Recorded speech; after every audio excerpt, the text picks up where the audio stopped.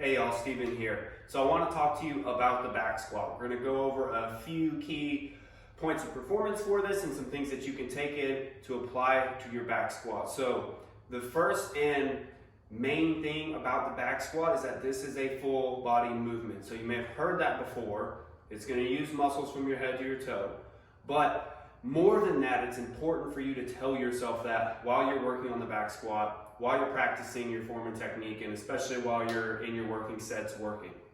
So one way you can apply this whole body movement mentality to your exercises is by creating a little checklist. You can do this with other exercises too, but it's going to start with your feet. All right, your feet are your roots here. When you're exercising, you're a tree. You need to be planted into the ground so that all energy from your muscles transfers well and moves this weight securely. So when you get going on your squat, when you plant those feet for your first rep, take your attention to that. Your toes should be grabbing the ground, all right? So we're not just on our heels with our toes real light trying to sit back. We want to have active feet grabbing the ground, creating some torque with our feet. The more you can grab the ground with your feet, open your hips a little bit, you're going to create that tension in your hips, which is great. We want tension in your hips. All right, so before you squat, you want to grab the ground with your feet. You want to squeeze your glutes really hard.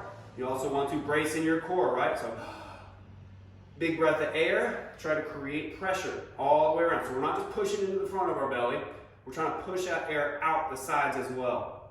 That's going to help you have a deeper brace here in your lower abdominals. It's going to support your low back. That brace is important. So a big breath, push it down low, and try to push it out. All right, so that's your brace. So you're creating tension in your feet. You got some tension in your hips, and your core is turned on. So the last component here is going to be tension in the upper body. This is so important for any exercise where the barbell is coming into contact with your body. Wherever the bar touches your body, you should be flexing those muscles very hard, trying to create lots of tension in there. So in the back squat, it's going to lay across our upper back, right? So it's going to be on our back. So we're going to try to flex those muscles together to create some tension, and then we're going to pull the bar down. All of that is going to create lots of tension in that upper back. We don't want soft muscles where that bar and heavy weight comes into contact with our body. We want to be rigid and strong.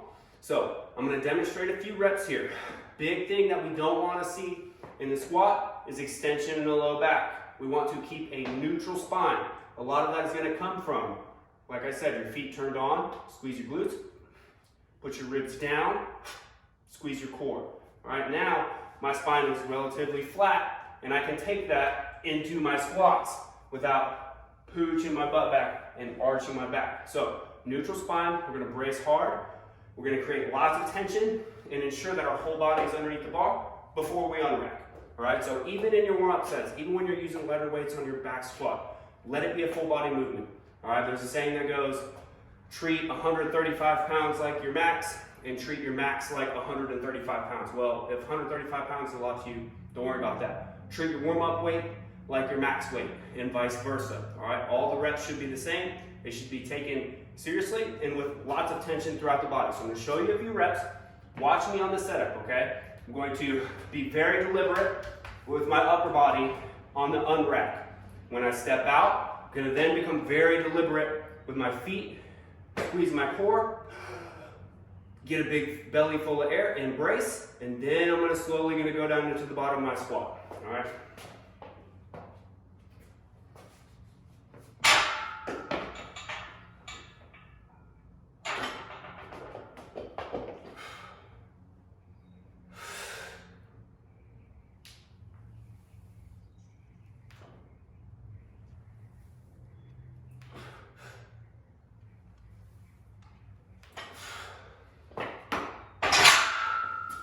So everybody's squat is going to look different, right? Your feet and your knees might be in a different position. Where you place the bar on your back, high bar to low bar, might be different as well. But if you take these fundamentals into your back squat, no matter how you squat, they will help you out, help you stay safe, and help you stay strong. These are things you can think about repeatedly. If you're fatigued after a few sets of back squat, simply thinking about turning on that upper back, flexing strong in that upper back, creating good point of contact with this bar, can often help that bar move faster. You'll be surprised. So, hope this helps. Remember, we need a neutral spine more than anything.